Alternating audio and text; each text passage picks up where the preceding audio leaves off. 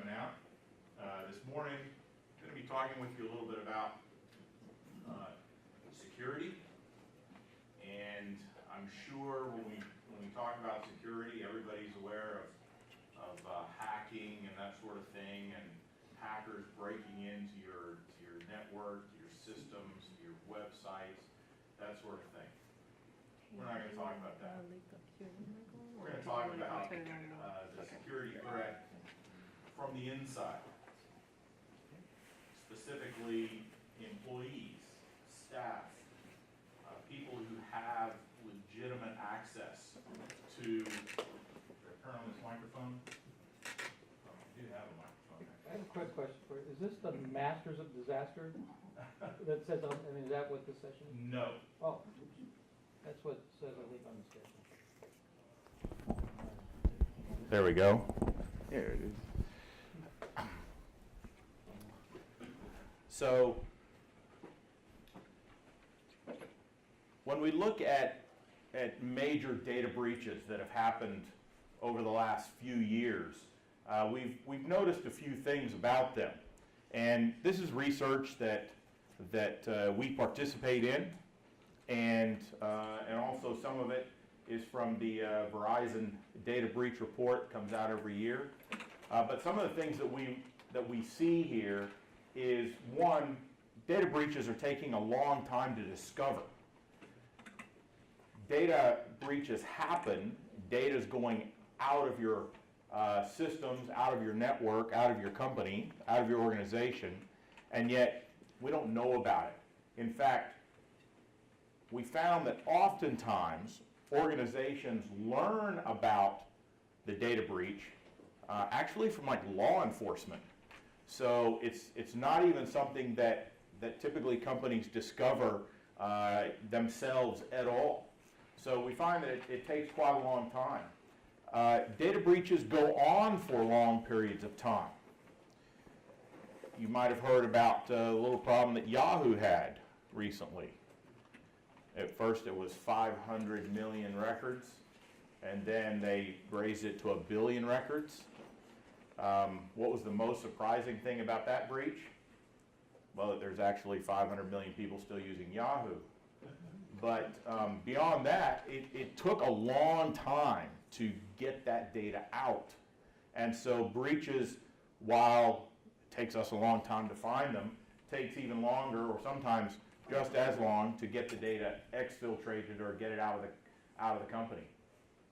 We also find that companies report it's much, much more difficult to identify the sort of the insider threat, data breaches that come from inside the company rather than hackers that are attacking from the outside.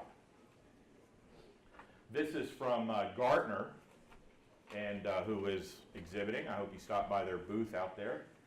Employees require access to information, assets to perform their job. Okay? But malicious or ignorant abuse of authorized access is very difficult to detect and is very high risk.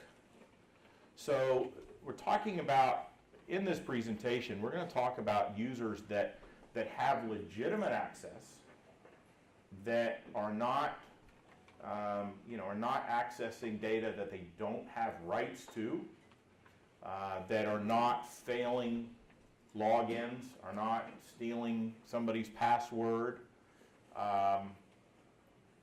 but still are stealing data.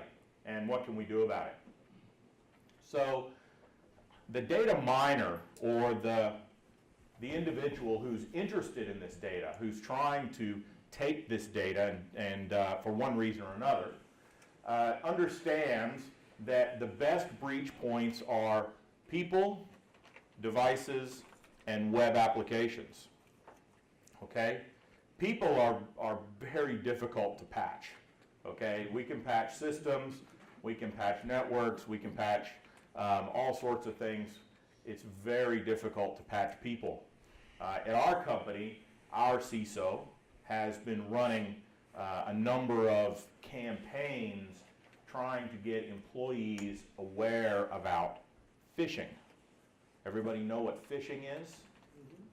You've probably seen a phishing email once or twice. And so our CISO is running this campaign where he will send out a phishing email to everybody in the organization. We have about 1,000 employees. We are a security company. All we do is IT security. The first phishing email he sent out, guess how many people fell for it? Almost 50%. Okay? So then there was some education, and then he sent out another one. And then more education, and he sends out another one, and eventually we worked it all the way down to, according to our CISO, worked it all the way down to 4%. Very good, right? But hang on a second. One user clicking on a phishing email, the machine is now infected, there's now malware inside the enterprise.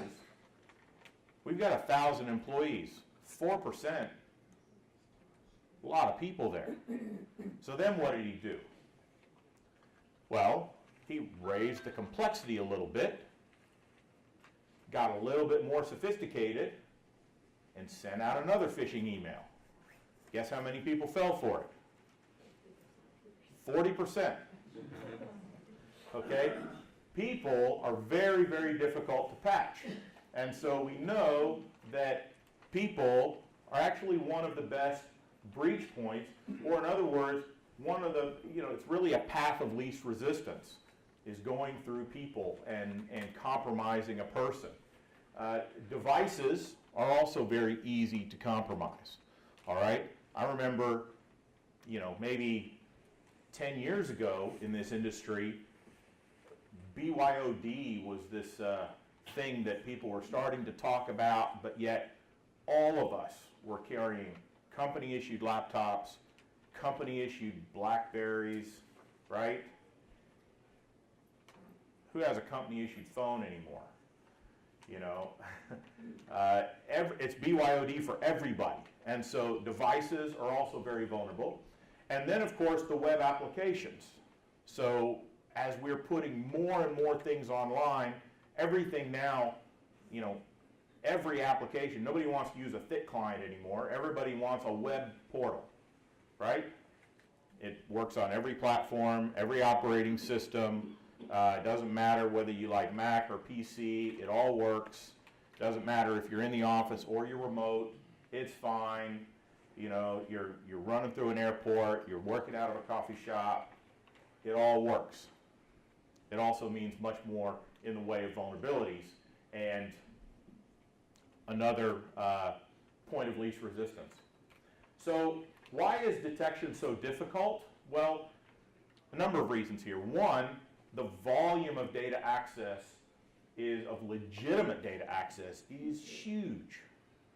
Employees have access to more data than they've ever had access before.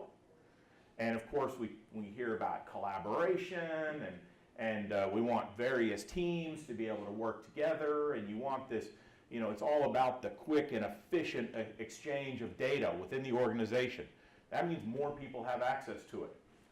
Limited log detail, and really without any context. So when we look at typical security logs, I don't know how many people here work primarily in security, but if you do, you probably have a problem with too many logs.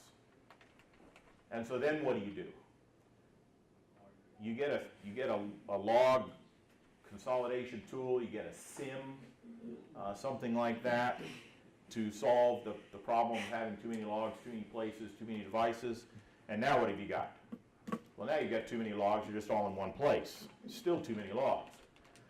And so the context in these logs typically is source and destination and a login.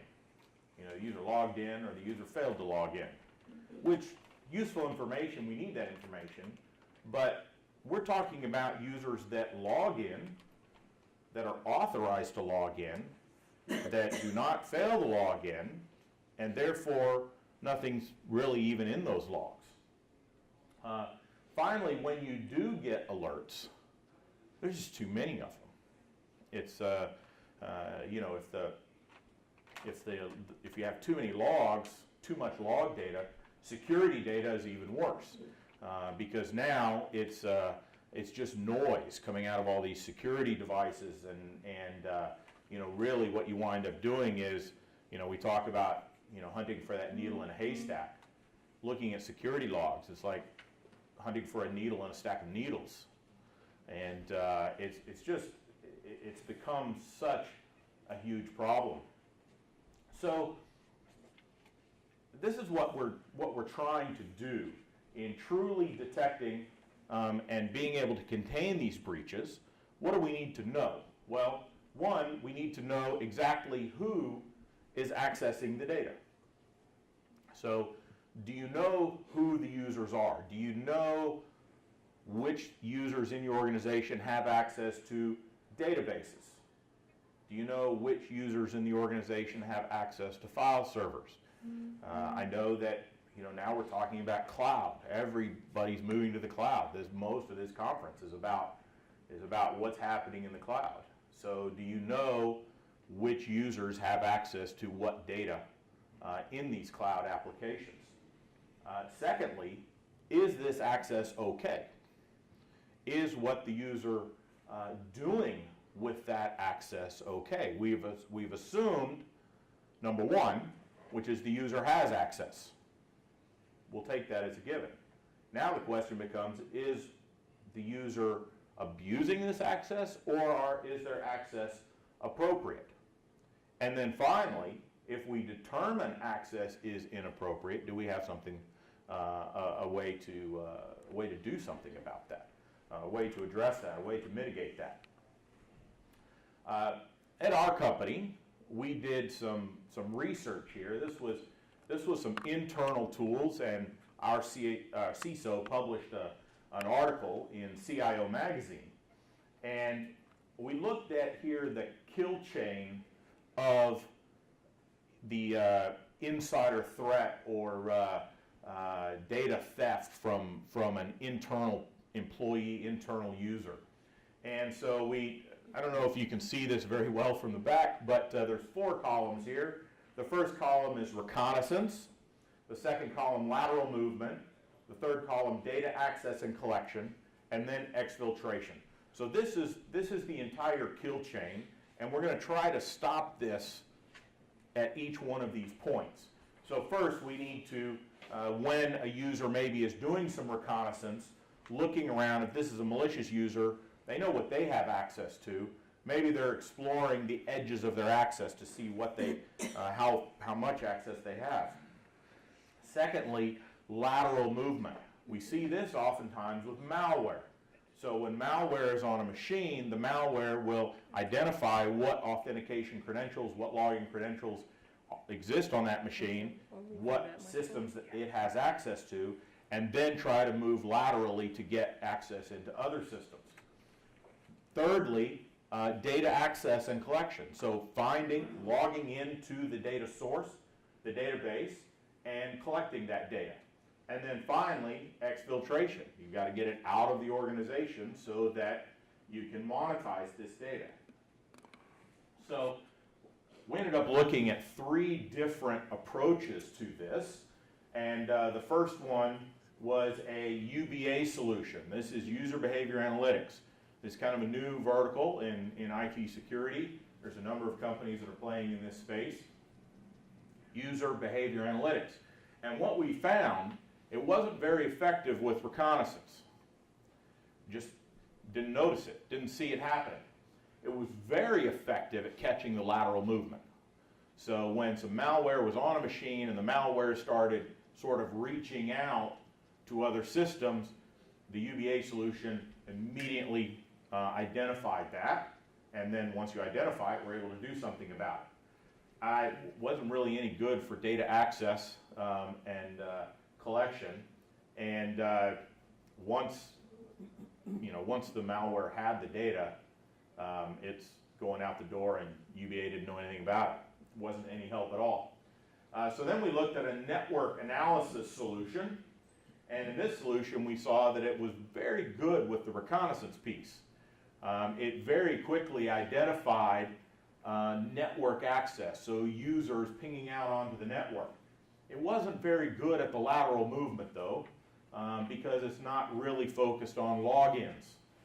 So it didn't really identify that. It didn't see any of the data access or collection either, but then was pretty good with the exfiltration, because again, now, this being a network analysis solution, it saw all of a sudden a spike in the volume of network traffic as it was moving out of the organization. So we still had one column there that in the kill chain that we hadn't solved. And so this is where we couldn't find a solution. So we started working on some things in-house to try to come up with a solution that would identify that. And I'll talk to you a little bit about some of the research we did here. But what we put together turned out to be very good with the reconnaissance, not so good with the lateral movement. We didn't see that because, and I'll explain why, but it was really because of the data that we were focused on. It was very good with the data access and collection, would identify that immediately, and then kind of average, kind of middle of the road when it came to the exfiltration of the data. The interesting thing that we got from this was there wasn't a technology that would solve this. There wasn't one technology that would address the entire kill chain. It actually took 3 different solutions, completely different solutions actually, to completely address the problem. So what we did when we were doing our research internally was to collect live production data.